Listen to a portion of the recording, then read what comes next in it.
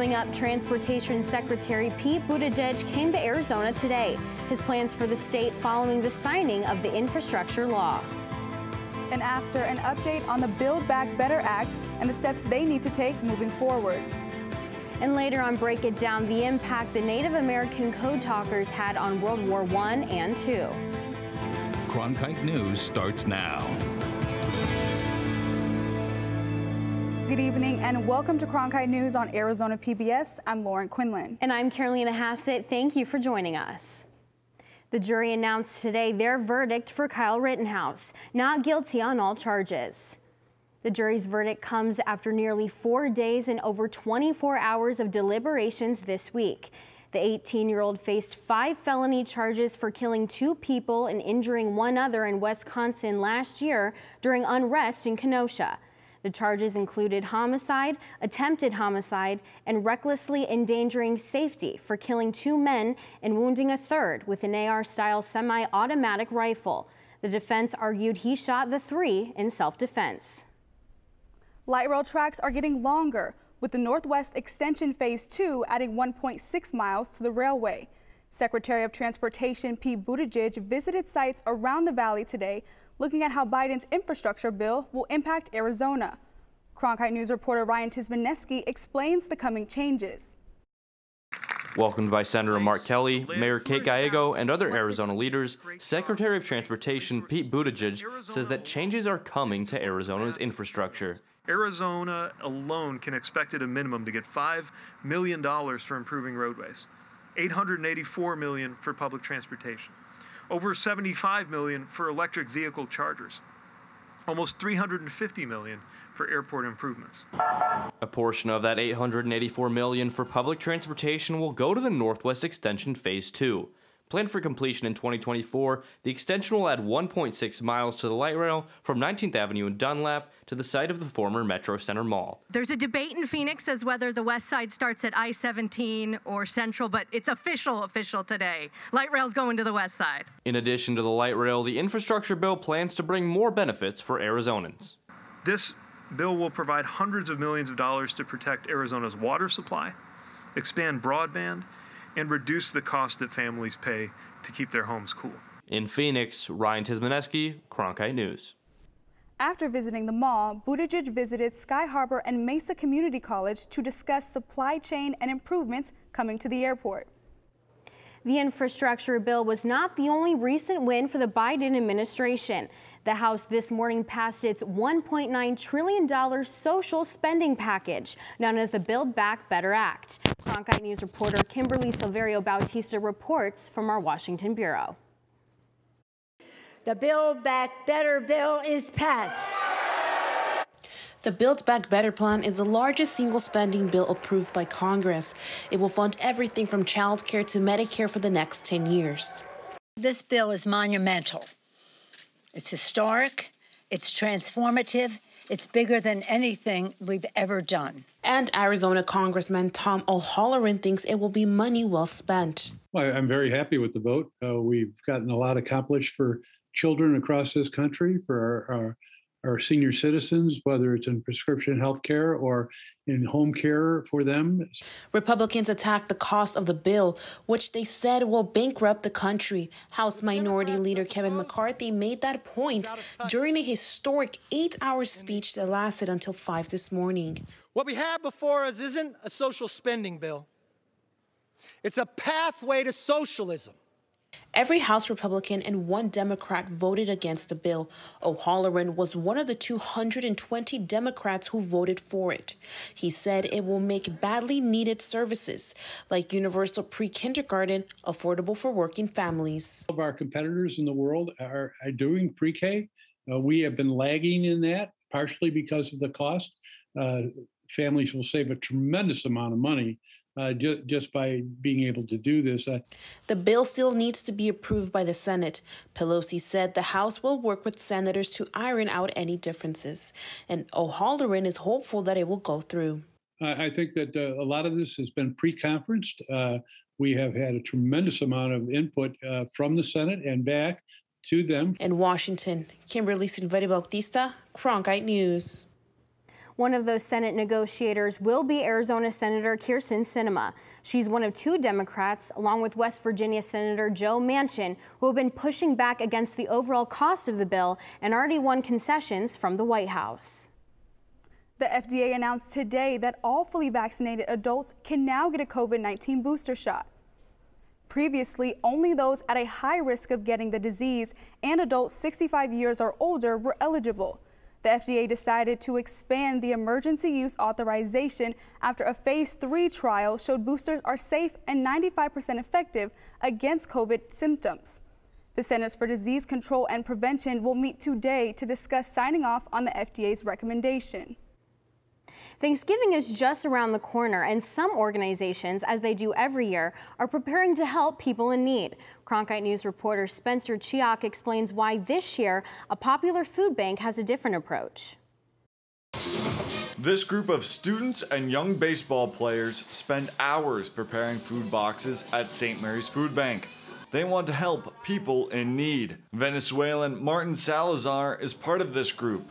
He says he understands very well the need to help. Por toda la necesidad que yo he visto en mi país y sé cómo se siente pasar por eso, porque antes de jugar con el equipo, yo también pasé esa experiencia. Their leader, Jesus Ramos, brought some of them here to St. Mary's Food Bank so that they understand the importance of giving back to the community. Further down their career, they can all kind of go their own paths and find kind of an organization or charity they want to help with. So just kind of getting that in their minds and letting them experience it for once. In addition to continuing its long-held mission to help those in need, for St. Mary's Food Bank, this year has a special meaning, according to its public relations director. This is the first time St. Mary's has gone up into Northeast Arizona, into the Navajo, into the Hopi tribe, into a lot of the tribal nations up there. The pandemic had devastating effects on the country. The indigenous nations are some of the most affected. St. Mary's Food Bank is closer to them now more than ever, Brown says. It's that we were able to build these relationships and put together things for the long haul that we're able to help people in that community over a long period of time. In total, St. Mary will distribute Thanksgiving foods to a total of 20,000 families across the state. In Phoenix, Spencer Chiak, Cronkite News. To find food bank services near you, go to firstfoodbank.org. When we come back, we're talking about the sky, specifically the lunar phenomenon that took place late last night, and have some video of the event just in case you slept through it. Plus, the top prospects from all 30 Major League Baseball teams suit up for the Arizona Fall League. Cronkite News provides students at ASU's Walter Cronkite School of Journalism with the opportunity to gain real-world experience in the newsroom. At Cronkite News, our students produce professional content for audiences by taking on all roles, whether they be reporting, anchoring, producing, or studio production. Each department gives students first-hand professional newsroom experience. For more information, visit cronkitenews.azpbs.org. This month in Passport, your on-demand library of the best of PBS. Everyone has secrets. Are you protecting someone? I have no choice. You do have a choice. You're looking at him. That's amazing. We could be standing on top of a T-Rex right now. Women demanded new space and pushed the boundaries of what being a lady means. These and other shows are available with Passport. Become a member of this PBS station, sign in, and start streaming today. I was so excited when I learned that I was going to be the next moderator of Washington Week. I was incredibly lucky to be mentored by Gwen Ifill, and what that gave to me was this confidence that I could be my full self and that I was deserving of whatever spaces I was in. Welcome to Washington Week. I also feel this great joy in taking the helm of Washington Week, knowing that I can mold it and make it my own, but also make sure that it is still within the legacy and the tradition that made it so great for all of these years.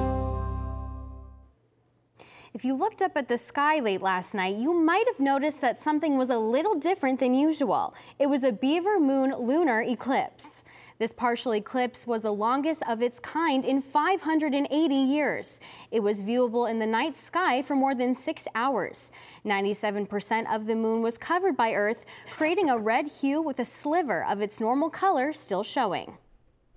Another 80-degree week is coming to an end in the valley.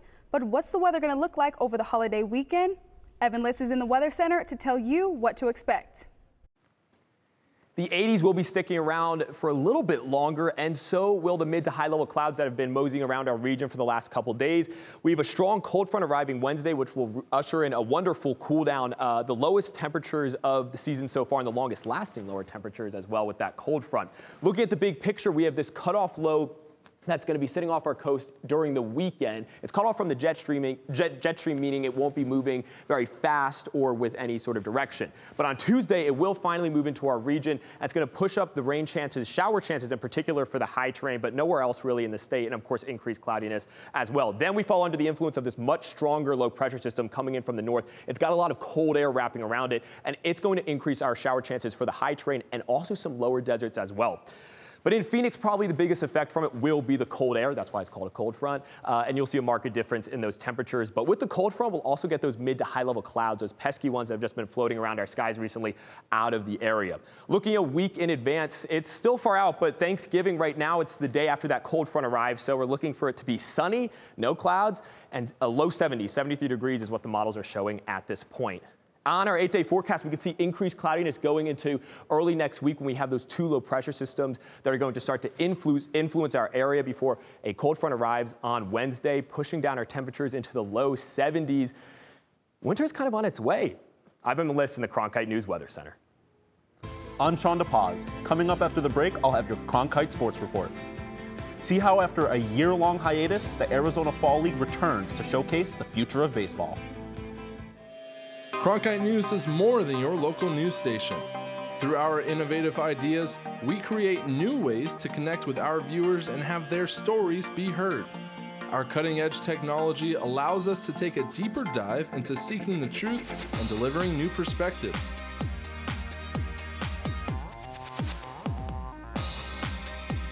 Stay up to date on top Arizona stories anytime on TikTok, Twitter, and Facebook at Cronkite News. It's prime time on your time. Watch Prime Afternoons every weekday on Arizona PBS. Did you miss a show in the evening? Then catch up on Prime Afternoons, your favorite dramas. No more bloody heroics. Antiques Roadshow. Really? Nature and Nova. It's time to reintroduce some wonder into this miracle of nature. All of the best from PBS on Prime Afternoons. Weekdays starting at 1:30, only on Arizona PBS.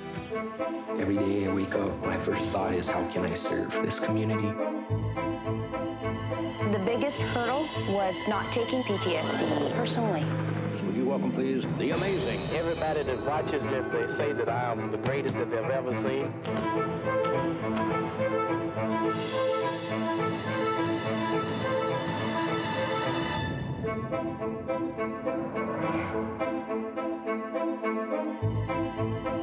Here we go, lights up. Whoa. As artists, we conduct our educations in public. You can never know whether it's going to be a success. One just has to risk it. It's you and the work and the place. It's a very particular relationship. Here's our lens. Tell us what you think. Friday night at 9 on Arizona PBS.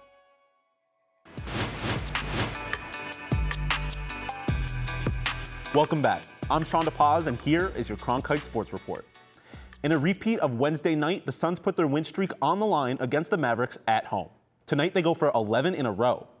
Now, Dallas is still without star guard Luka Doncic, but Monty Williams knows Dallas is still strong without him. They had a number of things that they did last night because they have veteran players who know how to play. Even without Luka, they were running their offense with great pace, physicality. Meanwhile, ASU men's basketball lost a heartbreaker at San Diego State last night. They had a 9-point lead at one time, but poor shooting from the floor and free throw line allowed the Aztecs to come away with a 65-63 victory. As for ASU football, the Sun Devils will travel to Corvallis this weekend to take on Oregon State. Unfortunately, 3 Sun Devils were involved in a car accident yesterday outside the practice facility and are questionable to play. High school football playoffs begin today for Divisions 4A, 5A, and 6A. Games we are tracking for each division include top-ranked Highland versus Mountain Point. The reigning 5A champions Sunrise Mountain will face Campo Verde, and in 4A, undefeated Casa Grande plays Deer Valley. Top prospects from all 30 MLB teams have come to play in the Arizona Fall League. After a canceled season last year, players have a new appreciation for this opportunity. When thinking of fall baseball, you generally think of the World Series. However, up-and-coming MLB stars get their chance to shine in the Arizona Fall League. I think it's just the next step in the process. You know, the competition is good, and so showing that you can be consistent against this level of competition shows that you're one step ready or closer to being ready for the big leagues.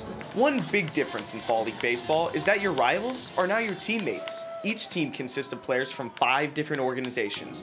With common goals of making it to the bigs, egos do not get in their way. There's no rivalry here. It's fantastic. I mean, the guys I met, I was very surprised. There are no egos in our clubhouse. Everybody gets along really well.